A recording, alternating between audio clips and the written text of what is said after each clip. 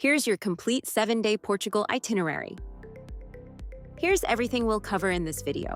Visit April through June or September through October for perfect weather and fewer crowds. Avoid July and August when temperatures hit 30 degrees Celsius and attractions are packed. I put together a free interactive version with maps, budgets, and food guides at yopki.com. Start at Miradouro da Senhora do Monte for panoramic views over Lisbon's red rooftops and the Tagus River. This free viewpoint is less crowded than others and perfect for sunrise. Experience authentic fado music at Taberna do Real Fado, where local musicians perform traditional Portuguese songs in an intimate setting. Dinner with the show runs about $27 per person. End the evening at Chapiteau à Mesa, a quirky restaurant with circus-themed decor and stunning castle views from the terrace. Budget for today, about $139. The Padrão dos Descobrimentos Monument honors Portugal's Age of Discovery with massive carved figures of explorers along its sides. Climb to the top for $7 to see the giant mosaic map below. Jerónimos Monastery showcases intricate Manueline architecture with ornate stonework that looks like frozen lace. The $11 entry gets you into the cloisters and church where Vasco da Gama is buried. Belém Tower rises from the Tagus River, like a fairy tale fortress with Moorish-inspired turrets and detailed carvings. The $7 ticket lets you explore the narrow staircases and rooftop terraces. Budget for today, about $184. Climb the 225 steps of Clérigos Tower for the best 360-degree views over Porto's terracotta rooftops. The $7 ticket includes access to the Baroque church below.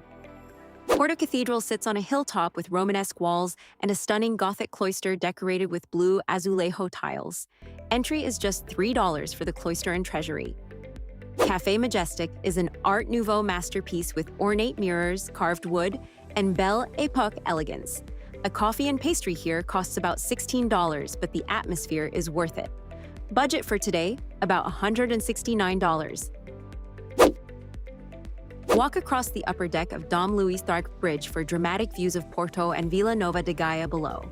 This double-deck iron bridge is free to cross and connects both sides of the Douro River. The Yateman restaurant offers Michelin-starred dining with floor-to-ceiling views over Porto and the Douro Valley. Expect to spend about $71 per person for an unforgettable meal.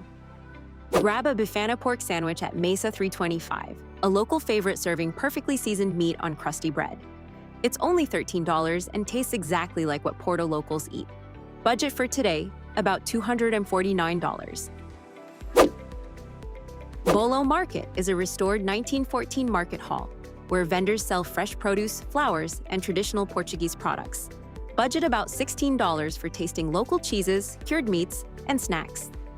Stop at Confeitaria do Bolão for traditional Portuguese pastries and strong espresso in a historic cafe setting. A coffee and pastéis de nata costs about $9. Budget for today, about $101. Expect to spend about $176 per day, with accommodation taking the biggest share at $72. Eat your main meal at lunch instead of dinner to save 30 to 40% at most restaurants. You have to try the Bifana at Café Beiragar. It's only 2 to 3 euros and the perfect pork sandwich. Get pastéis de nata at Pastéis de Belém for 1.20 euros each, the original recipe from 1837. Order francesinha at Café Santiago for 8 to 10 euros, Porto's iconic sandwich smothered in beer sauce. If you're choosing where to stay, base yourself in Alfama for medieval charm and authentic fado music drifting from tavernas. Baixa offers excellent walkability with grand squares and shopping, while Chiado gives you a sophisticated literary atmosphere with historic cafes and bookshops. Full guide at yopki.com. Itineraries, Portugal 7-day. Link in the description.